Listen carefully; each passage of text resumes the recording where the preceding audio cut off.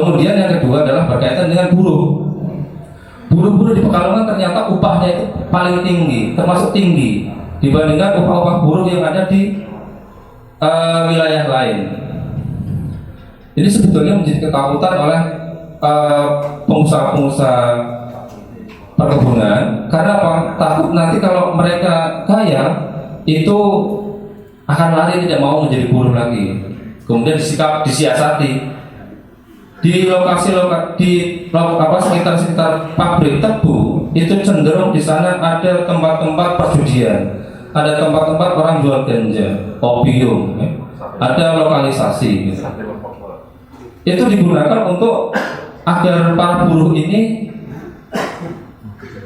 bingung, pegang uang banyak tapi tidak ngerti untuk apa. Lah uangnya itu kemudian larinya ke sana.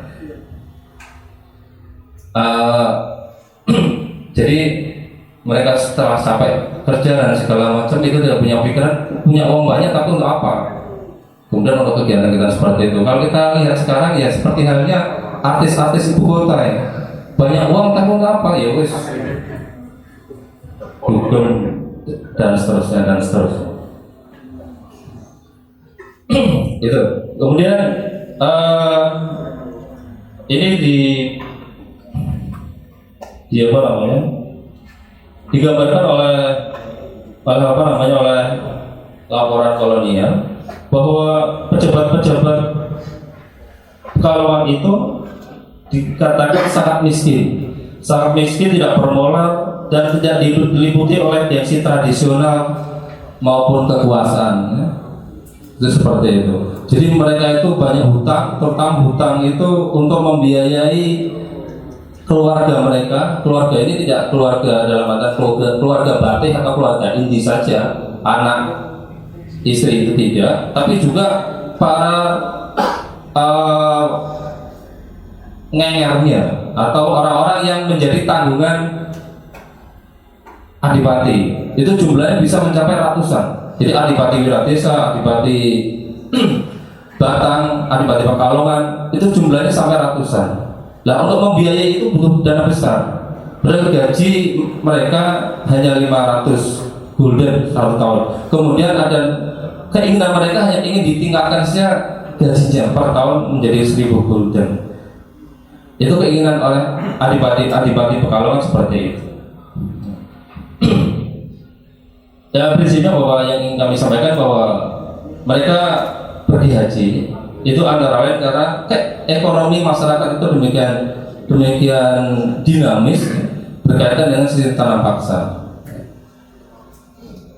Dalam tahap awal memang ya bahwa awal 1830-an itu banyak sekali terjadi kelaparan. Bahkan Pekalongan itu penduduknya berkurang sampai 20.000. Tapi itu lumayan kecil dibandingkan daerah-daerah lain. Kalau Demak separuh penduduknya hilang. Ada yang bermigrasi ke Surabaya dan sebagian besar meninggal. Kurang sampai separuhnya. Pekalongan hanya 20.000. Kemudian tahun 1850 ketika beras itu turun karena ladang-ladang persawahan itu kemudian menjadi perkebunan tebu. Pekalongan yang dulunya itu surplus beras banyak diekspor ke Kalimantan, ke Sumatera, itu kemudian kurang kemudian banyak mendatangkan beras dari luar daerah. Itu sampai tahun 1850. Ketika 1850 kolonial mengenalkan dan mengenalkan jenis-jenis palawija, itu kemudian berkembang kembali, jumlah penduduk semakin bertambah. Di Pekalongan itu kalau catatan Raffles tahun 1815 itu penduduk Pekalongan 113.395. Tapi sampai tahun 1820 itu 136.348 jiwa. Dan tahun 1830 itu 253.000 jiwa. dan seterusnya. Itu beberapa data statistik berkaitan dengan jumlah penduduk. Sementara untuk Tionghoa sendiri itu jumlah penduduk 1667, orang Arab 349 jiwa dan seterusnya. Itu saya kira yang berkaitan dengan haji ya. Intinya bahwa yang ingin saya tambahkan adalah bahwa ekonomi masyarakat Pekalongan pada masa itu relatif lebih baik sehingga haji semakin bertambah. Yang tadinya tahun 1820-an itu sekitar 240 jamaah, itu 1868 melonjak sampai 863 jamaah haji. Ini yang luar biasa pelonjakannya. Ya. Saya kira itu dulu yang berkaitan dengan haji. Nanti bisa disambung yang lainnya. Terima kasih. Assalamualaikum warahmatullahi wabarakatuh. Ini menarik kalau melihat data dan catatan dari Mas Fani ini, Mas Irviani, karena ekonomi masyarakat Pekalongan di waktu itu luar biasa meningkat. Jadi Pekalongan ini memang dasar itu pinter-pinter oleh bakul, saudagar dengan kata lain seperti itu. Nah, persoalannya adalah bagaimana kaitannya dengan pengaruh Diponegoro ini. Nah, ini kudu diluruskan ini yang viralnya ini. Ada yang ingin menyampaikan kaitannya dengan ini kondisi ekonomi, karena ditonton sekolah perjuangan Diponegoro sebenarnya yang dibangun oleh Diponegoro awalnya adalah kemandirian secara ekonomi dulu, baru kemudian melakukan pergerakan ke pendidikan yang nanti arahnya adalah spiritualitas. Jadi ini aku bisa mengatakan, oke, Eropa punya revolusi sosial, punya revolusi industri, Jawa dua revolusi spiritual. Itu mungkin akhir dari Diponegoro. Ya.